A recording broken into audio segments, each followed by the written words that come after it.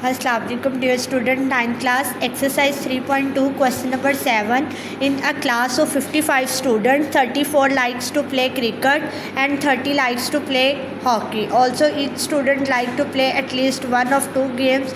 How many students like to play both games? यानी 55 students की class है जिसमें से 35 students जो हैं वो हॉकी को क्रिकेट को लाइक करते हैं और जो 30 स्टूडेंट्स हैं वो हॉकी को लाइक करते हैं। अब आपने बताना है कि कितने स्टूडेंट हैं जो दोनों की दोनों गेम्स को पसंद करते हैं। तो आपने उसके लिए हमने पहले टोटल स्टूडेंट बताएंगे। अब टोटल स्टूडेंट में ए यूनियन बी आ जाएगा, N of A union B is equal to 55।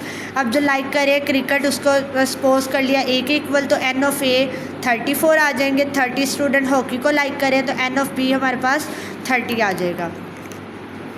Next आपने जो चीज़ फाइंड करनी है, क्या फ़ाइंड करना है कि कौन से स्टूडेंट ऐसे हैं जो दोनों की दोनों गेम्स को लाइक कर रहे हैं।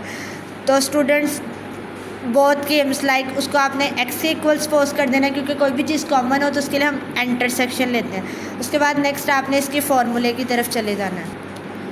फार्मूला हमारे पास है n A union B, N of A, N of B, n A intersection B. N of A union B हमारे पास वैल्यू है 55, एन ऑफ ए है 34 और एन ऑफ बी है 30 और माइनस एक्स, यानी जो हमने फाइंड करना है वो माइनस है। 34 और 30 को ऐड करेंगे 64 minus x is equal to 55। 55 इधर आ जाएगा तो नेगेटिव हो जाएगा और माइनस एक्स उधर चला जाएगा तो पॉजिटिव हो जाएगा और एक्स की वैल्यू आ जाएगी 9। तो 9 स्टूडेंट्स हैं जो दोनों की दोनों गेम्स को प्ले करते हैं। नेक्स्ट क्वेश्चन नंबर 8 पे चलते हैं। In a group of 500 employees 250 can speak Urdu, 150 can speak English, 50 can speak Punjabi, 40 can speak Urdu और English, 30 can speak both English and Punjabi and 10 can speak both Urdu and Punjabi. अब ये हमारे पास 3 डिफरेंट लैंग्वेजेस हैं। 500 एम्प्लॉयज़ है total जो डिफरेंट लैंग्वेजेस को बोलते हैं। कुछ स्टूडेंट्स हैं वो कुछ जो एम्प्लॉयज़ हैं वो उर्दू स्पीकिंग है, कुछ इंग्लिश स्पीकिंग है, कुछ पंजाबी स्पीकिंग है और उनमें से कुछ इंग्लिश और पंजाबी स्पीकिंग है, कुछ उर्दू और पंजाबी स्पीकिंग है। उसके अकॉर्डिंग आपने इसके बना लेनी है सेट्स। जैसे let A and B 3 sets हैं जो हमारी रिप्रेजेंट, हमने 3 सेट को ए बी सी सपोज कर लिया। ए हमारे पास उर्दू है, बी इंग्लिश है और सी पंजाबी है। 250 कैन स्पीक उर्दू, जितने उर्दू बोल सकते हैं। एन ऑफ ए हमारे पास क्या आ जाएगा 250। इंग्लिश कितने बोल रहे हैं 150, 150 can speak English. N of B is equal आ जाएगा 150। Next 50 can speak Punjabi, Punjabi speaking कितने हैं 50। 40 कैन 2 लैंग्वेजेस, अब जो दो लैंग्वेजेस हैं उनके कॉमन ले लेंगे। जैसे ए इंटरसेक्शन बी, उर्दू और इंग्लिश 40 पीपल्स जो है या 40 एम्प्लॉयज़ जो हैं वो उर्दू और इंग्लिश लैंग्वेज को स्पीक कर रहे हैं। 30 एम्प्लॉयज़ जो हैं वो इंग्लिश और पंजाबी, 10 जो है वो हमारे पास उर्दू और पंजाबी है। अब आपने बताना है कि कौन से एम्प्लॉयज़ ऐसे हैं जो तीनों की तीनों लैंग्वेज यानी इंग्लिश उर्दू पंजाबी तीनों लैंग्वेजेस को बोल सकते हैं। आपने उनका क्या बना लेना है, इंटरसेक्शन ले लेना है। नेक्स्ट पेज पे मूव करते हैं हमारे पास। अब आपने इंटरसेक्शन लेते हुए यूनियन इंटरसेक्शन की वैल्यू, अब आपने वैल्यूज़ फार्मूला पुट करना है। 3 वैल्यूज़ के लिए पहले एन ऑफ ए, फिर N of B, N of C, फिर तीनों की कम्बिनेशन। जब आपने तीनों के कम्बिनेशन लिखने हैं तो वो नेगेटिव में आ जाएगा हमारे पास। Minus N A intersection B minus N B intersection C minus N A intersection C plus N A intersection B intersection C.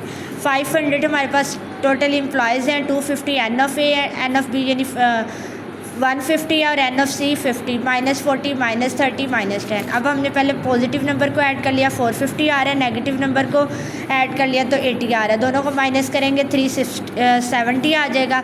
370 plus x, 370 यहाँ पर हमारे पास पॉजिटिव है, दूसरी साइड पे जाके नेगेटिव हो जाएगा। 500 में से 370 माइनस करेंगे तो 130 आ जाएगा। इसी तरह क्वेश्चन नंबर 9 और 10 आपने होमवर्क करना है। क्वेश्चन नंबर 11 पे चलते हैं। क्वेश्चन नंबर 11 हमारे पास है a shopping mall has 150 employees labeled 1 to 150 representing the universal set U, the employee fall into the following category। आपके पास डिफरेंट कैटेगरीज है जिसमें एम्प्लॉय लाई करें। जैसे सेट ए में 40 एम्प्लॉयज़ हैं जिनका सैलरी पैकेज 30K से लेकर 50K तक है, तो उसके अंदर हमारे पास नंबर आ जाएंगे 50 से लेकर 89 तक। फिर सेट बी में 50 एम्प्लॉयज़ हैं जिनकी सैलरीज हैं 50K से लेकर 80K तक और यहाँ पर एम्प्लॉयज़ आ जाएंगे 101 से लेकर 150 तक। सेट सी में हमारे पास 60 एम्प्लॉयज़ हैं जो कि जिनकी सैलरीज हैं 100K से लेकर 150K तक। अब इसमें हमारे पास एम्प्लॉयज़ आ रहे हैं 1 से लेकर 49 तक और 90 से लेकर 100 तक।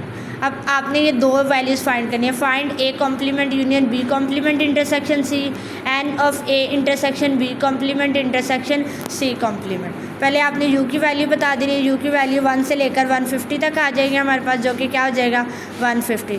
फिर ए का सेट उन्होंने हमें बताया हुआ है कि 40 एम्प्लॉयज़ है, तो हमारे पास नंबर आ जाएंगे 50 से लेकर 89 तक, क्योंकि जो लाई करें वो 50 से 89 तक लाई करें, तो हमारे पास सेट क्या हो जाएगा 50 से लेकर 89 तक। बी का सेट हमारे पास क्या होगा 101 से लेकर 150 तक, और सी का सेट क्या होगा 1 से 49 और फिर 90 से लेकर 100 तक। ये हमने तीनों सेट बना लिए हैं और उसके नंबर्स बता दिए, जैसे एन ऑफ यू 150 है, एन ऑफ ए 40 है, एन ऑफ बी 50 है और एन ऑफ सी 60 है। नेक्स्ट आपने इसका A complement union B complement intersection C.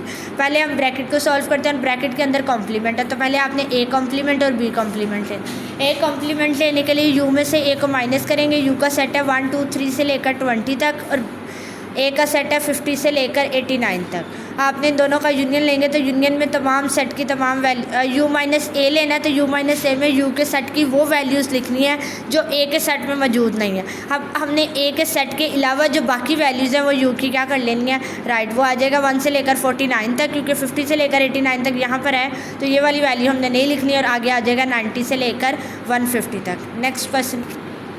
Next आपने बी का कॉम्प्लीमेंट लेना है। बी का complement is equal to U minus B. U का सेट आपके पास गिवन है 1 2 से लेकर 150 तक और बी का सेट है 101 से लेकर 150 तक। अब आपने यू के सेट की वो वैल्यूज़ लिखनी है जो बी के सेट में मौजूद ना हो, यानी 101 102 से 150 के अलावा यू का सेट, तो वो 1 से लेकर 100 तक आ जाए। अब आपके पास ए कॉम्प्लीमेंट की भी वैल्यू है, बी कॉम्प्लीमेंट की भी वैल्यू। अब आपने इन दोनों का क्या ले लेना है, यूनियन। यूनियन लेते हुए हम दोनों सेट की तमाम वैल्यूज़ लिखते हैं, कोई वैल्यू रिपीट नहीं होनी चाहिए और कोई वैल्यू स्किप नहीं होनी चाहिए। जैसे हमारे पास ए कॉम्प्लीमेंट की वैल्यू है 1 2 3 4 49 से 50, 49 के बाद 90 और 90 से 150 तक, और ये हमारे पास सेट आ जाएगा 1 से लेकर 150 तक। अब हमने A complement union B complement ले लिया। अब इंटरसेक्शन सी लेना है। इंटरसेक्शन में आप दोनों सेट की कॉमन वैल्यूज़ लिखते हैं जो दोनों सेट में मौजूद हो। तो हमारे पास जो यू का सेट है वो 1 से लेकर 150 तक है, और जो सी का सेट है वो हमारे पास क्या है 1 2 3 49 90 91 92 100 तक। तो आपने A complement intersection B complement intersection C लेंगे तो हमारे पास इसका आंसर क्या आ जाएगा 1 2 3 49 और उसके बाद 90 90 100, क्योंकि ये दोनों के दोनों सेट में वैल्यूज़ मौजूद है। ये हमारा क्या आ जाएगा, आंसर आ जाएगा। नेक्स्ट बी पार्ट पे मूव करते हैं। बी पार्ट हमारे पास है find n of A intersection B का कॉम्प्लीमेंट इंटरसेक्शन सी का कॉम्प्लीमेंट। तो पहले बी का कॉम्प्लीमेंट लेंगे। बी का कॉम्प्लीमेंट कैसे लेंगे, पहले हमने ले लिया बी कॉम्प्लीमेंट, यू में से बी को माइनस कर देना। यू के सेट की वो वैल्यूज़ जो बी के सेट में मौजूद ना हो, वो हमारे पास क्या आ जाएगा बी का कॉम्प्लीमेंट 1 2 3 4 100। ये हमारे पास सेट बी में मौजूद नहीं है। इसी तरह यू माइनस सी, सी का कॉम्प्लीमेंट ले लेंगे। यू के सेट की वो वैल्यूज़ जो सी में मौजूद हो, तो सी के सेट के अलावा बाकी वैल्यूज़ हमारे पास क्या आ जाएंगी, कॉम्प्लीमेंट आ जाए। फिर आपने B complement intersection C complement के लिए दोनों का क्या ले लेना है, इंटरसेक्शन में जो कॉमन वैल्यूज़ है वो आ जाएंगी। ये हमारे पास कॉमन वैल्यूज़ है, ये हमारा क्या आ जाएगा इंटरसेक्शन लेने के बाद अब आपने इसको इसके इक्वल लिख लेना है और आंसर आ जाएगा N of A is equal to 40। Next move करते हैं हमारे क्वेश्चन नंबर 12 पे। क्वेश्चन नंबर 12 भी आपके क्वेश्चन नंबर 8 और क्वेश्चन नंबर 9 की तरह ही है। जैसे in a secondary school 125 student participate in at least one of the following sports, cricket football hockey. आपके डिफरेंट स्टूडेंट्स हैं, 125 स्टूडेंट्स हैं जो पार्टिसिपेट कर रहे हैं स्पोर्ट्स में, जिसमें क्रिकेट है, फुटबॉल है और हॉकी है। 60 स्टूडेंट्स क्रिकेट प्ले कर रहे हैं, 70 स्टूडेंट फुटबॉल प्ले कर रहे हैं और 40 स्टूडेंट्स जो है वो हॉकी प्ले कर रहे हैं। 25 स्टूडेंट्स दोनों गेम्स को प्ले कर रहे हैं, क्रिकेट और फुटबॉल को। 15 स्टूडेंट फुटबॉल और हॉकी प्ले करें और 10 student play both cricket and hockey. How many student play all 3 games, draw a Venn diagram. आपने बताना है कितने स्टूडेंट हैं जो तीनों की तीनों स्पोर्ट्स को खेल रहे हैं और वेन डायग्राम बनाए। जैसे हमारे पास 60 स्टूडेंट प्ले क्रिकेट, 60 स्टूडेंट्स जो है वो क्रिकेट को प्ले कर रहे हैं, 70 स्टूडेंट फुटबॉल प्ले कर रहे हैं, 40 स्टूडेंट्स हॉकी प्ले कर रहे हैं, 20 तो वो प्ले क्रिकेट्स को एन ऑफ ए का नाम दे देंगे, फुटबॉल को एन ऑफ बी का और हॉकी को एन ऑफ सी का। उसके बाद कौन से स्टूडेंट है जो क्रिकेट और फुटबॉल प्ले कर रहे हैं, तो वो 25 है, वो A intersection B are. Hockey और क्रिकेट का ए इंटरसेक्शन सी। इसी तरह आपने ये तीनों सेट बनाने के बाद उसकी क्या कर देनी है, फार्मूला लगाना है और फार्मूले में वैल्यूज़ पुट कर देनी, जैसे हमने क्वेश्चन नंबर 9 में किया था। 125 आ जाएगा A union B union C की वैल्यू, एन ऑफ ए की 60, एन ऑफ बी की 70, एन ऑफ सी की 40, n of A intersection B की 25, n of B intersection C की 40 और N of -15, n of C intersection A की 10 और A intersection B intersection C की x आ जाएगी। ये दोनों वैल्यूज़ को सब्ट्रैक्ट, इन वैल्यूज़ को ऐड करेंगे और इन वैल्यूज़ को सब्ट्रैक्ट करेंगे, दोनों माइनस माइनस प्लस हो जाएगा, वैल्यूज़ ऐड होकर ये -50 आ जाएगा और ये वैल्यूज़ ऐड होकर 170 है। 170 में से 170